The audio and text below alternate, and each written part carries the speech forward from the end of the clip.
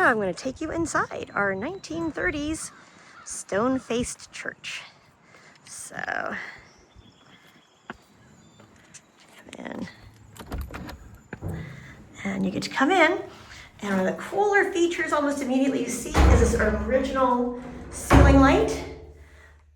Gorgeous, originally like 1930s, and of course the beautiful, beautiful doors. And you hear my doggie on the other side who's not happy that I've made her stay in. This is a really cool little cloakroom alcove on the outer portion of the church.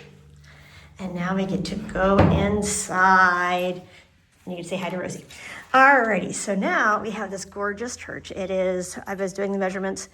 Width is 27.5 feet, basically.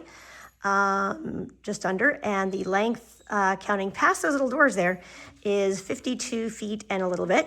And we're going to be creating between the two floors, and I'll show you the lower floor here in a minute. We're going to be creating a single family home for my sisters and and two of my brothers, so that we can age in place together, because most of us did not have children. And there's a lot of pews, as you can see, and we're going to sell several of them. And other ones we're going to be utilizing as shelving. We're going to be utilizing as some seating area space. This will be very cool. So anyway, so as we come into the alcove, come into the main part of the church here, we have, first, we're going to be getting rid of the stage. And of course, buying the church, somehow we also got to get the organ and some audio equipment.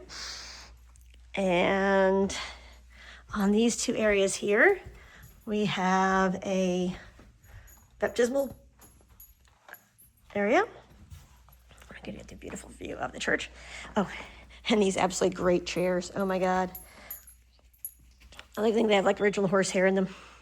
All right, I'm gonna swing you around, make you very dizzy. Sorry about that.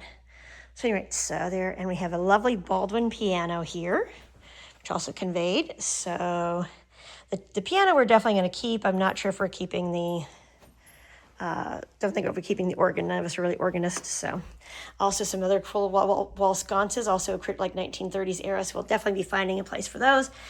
We will not be finding a repurposing for the baptismal, simply because it's just not in our styling. And it might make a really cool like lap pool or something, but it's just more than we really need in the house. So this is the upstairs, and I'll take you downstairs. One of the things we are going to do here is in this back portion is eventually this above here in the area, there's going to be a loft area, and we're going to make that loft area a library. So stay tuned.